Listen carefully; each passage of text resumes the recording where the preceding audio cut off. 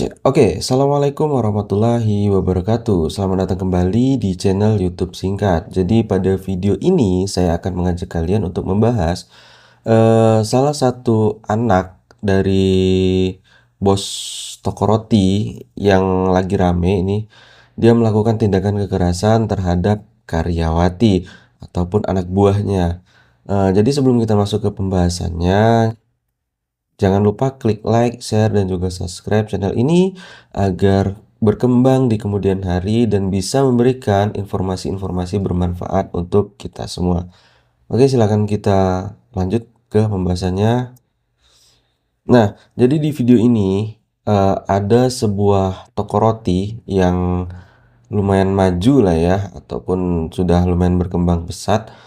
Dia memiliki seorang anak nih, anak ataupun anggaplah dia ini adalah bos gitu kan. Melakukan tindak kekerasan, menganiaya seorang karyawatinya. Nah, mungkin kalian bisa simak dulu ataupun lihat dulu video berikut bagaimana dia melakukan kekerasan tersebut.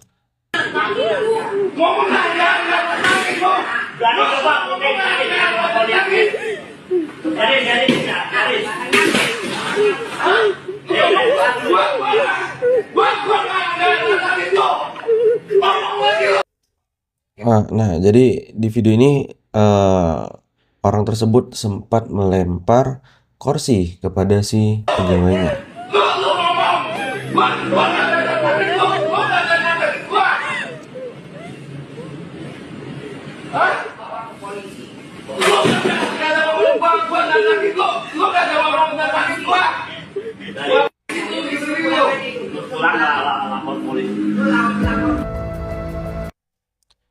Oke, jadi si bos ini tadi atau anak dari bos toko roti ini sempat melempar kursi, kemudian menunjuk-nunjuk dengan berkata-kata yang tidak pantas lah ya terhadap seorang karyawati. Kalau kita berada di posisi ini, menurut saya sesalah apapun karyawati kita ataupun karyawan kita, perlakukanlah mereka seperti kita manusiakan manusia. Jadi kan gunakanlah kata-kata yang pantas atau tegurlah dengan yang baik. Sebelum kita lanjutkan, mungkin ini ada sedikit klarifikasi dari si korban. Terus di situ saya nolak karena di situ bukan tugas saya juga, makanya saya nolak. Ada hal lain juga dari sebelum kejadian ini, dia juga pernah ngatain saya miskin, babu. Terus dia juga sempat ngomong, orang miskin kayak lu nggak bisa masukin gue ke penjara, gue nih kebal hukum. Dia sempat ngomong kayak gitu. Terus saya di situ mau resign, tapi ditahan sama adiknya si pelaku. Akhirnya saya dan karyawan yang lain minta untuk bikin perjanjian kalau saya nggak mau ngantri makanan si pelaku lagi.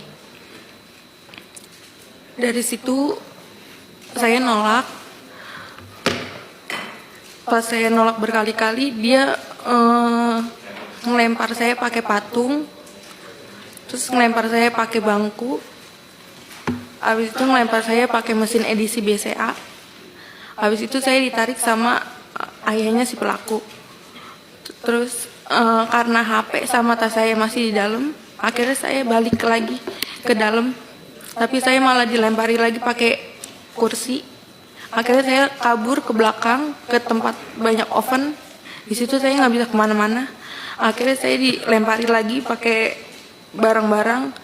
Terus yang endingnya di situ saya dilempar pakai loyang kue sampai kepala saya berdarah. Jadi kalau kita ngelihat dari video ini tadi, menurut pengakuan dari si korban, anak ini tadi ataupun anak dari bos toko roti ini melakukan tindak kekerasan dengan cara melempar dengan kursi, kemudian dengan loyang, dengan benda-benda yang ada di toko roti tersebut. Kalau menurut penuturan dari si karyawan ini, dia tidak mengerjakan tugas yang memang sebenarnya bukan tupoksinya, yaitu sah-sah saja sebenarnya kan di dunia pekerjaan. Selagi itu bukan tupoksinya, ya ngapain dikerjakan. Tapi kita sebagai manusia, ambil sisi positifnya, selagi kita mampu, ya kita kerjakan. Kecuali kita memang keterbatasan ataupun tidak, memang benar-benar tidak mampu, ya nggak apa-apa. Tapi dari sisi ini, kita sebagai bos ataupun sebagai pemilik, bijaklah dalam menegur ya. Kalaupun karyawan kita tidak bisa mengerjakannya dengan baik ataupun tidak mau mengantarkannya, kita tanya dulu, kenapa nih kok nggak dianterin makanannya misalnya gitu kan, kok nggak diselesain kerjaannya. Kita anggaplah memanusiakan manusia gitu ya kan, kita menganggap mereka orang yang kerja kepada kita, yang membantu kita gitu kan. Ya jangan jadikan mereka seperti budak lah, bijak lah pokoknya kita sebagai bos untuk memperlakukannya. Nah, jadi dari sini ini kan ada nih, menurut Detik News, dianiaya anak bos pegawai toko roti jual motor untuk sewa pengacara. Jadi karyawan ini katanya sempat menjual kendaraan motornya untuk menyewa pengacara. Namun lengkapnya kita simak dulu videonya agar tidak ada informasi yang ataupun miss gitu kan. Sempat dikirimin pengacara dari pihak pelaku. Tapi awalnya saya nggak tahu kalau itu dari pihak pelaku. Dia ngakunya dari LBH, utusan dari Polda. Oh, LBH utusan dari Polda. Iya, dia ngakunya. LBH apa? Disebutin aja mungkin. Kurang tahu. Dia ngomong itu aja. Oke, ngakui dari LBH ya, tapi Mbak belakangan tahu itu dari pelaku. Gitu. Awalnya nggak tahu. Oke. Terus pas pertemuan di Polres pengen BAP, di situ dia ngasih tahu kalau dia disuruh sama bos saya.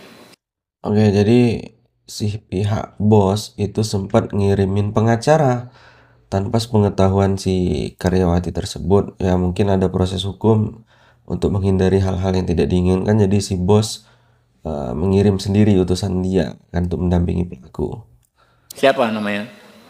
Apsya. Nama pengacaranya? Enggak. Pengacaranya siapa namanya? Bosnya siapa namanya? Pengacaranya saya nggak tahu namanya. Iya, Bosnya, nama bos Anda siapa? Linda.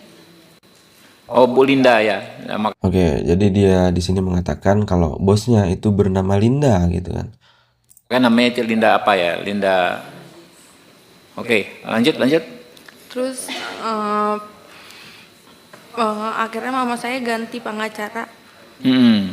Di situ pengacara yang keduanya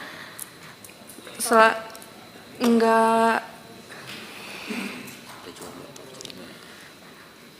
kalau saya tanya tentang gimana kelanjutannya, dia selalu jawab sedang diproses. Ke si pengacara itu yang dikirim si itu. Atau pengacara Yang lain kedua, berikutnya? yang Pengacara kedua. Iya. Sama juga dari Polda juga ngakunya, bukan? Bukan. Oke. Di situ dia setiap ada info selalu ke rumah dan minta duit. Mama saya sampai jual motor. Jual motor? Iya. Motor satu-satunya. Ya Allah. Oke, lanjut.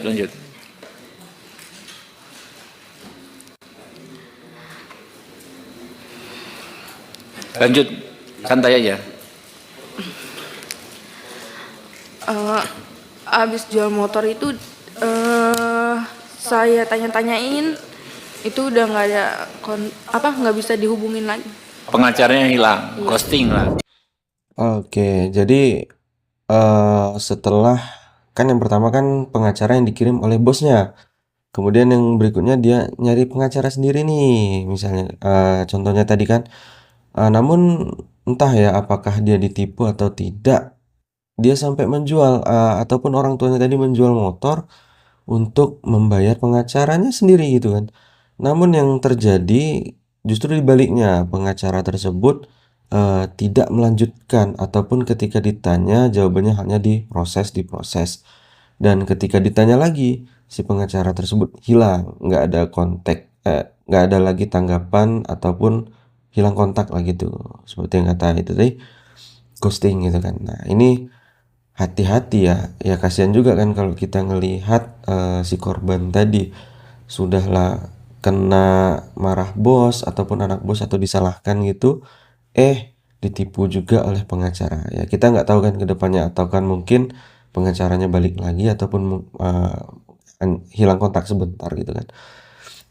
Jadi lanjut, jadi toko roti Linda Yes langsung sepi hingga digeruduk serikat buruh pasca viral anak bos aniaya pegawai. Nah, jadi toko rotinya sekarang jadi sepi gitu kan, nggak ada lagi pengunjung atau pembeli. Ya mungkin karena tindakan arogan dari si anak pemilik tokonya tadi. Mungkin ini jadi pelajaran untuk kita semua. Kalau kita menjadi pengusaha ataupun menjadi bos, tolong perlakukanlah karyawan kita seperti layaknya ya manusia gitu kan. Coba kalau kita tidak memiliki karyawan, ya bayangkanlah toko ataupun usaha yang sudah besar tanpa karyawan tidak akan jalan juga. Jadi saling membutuhkan gitu.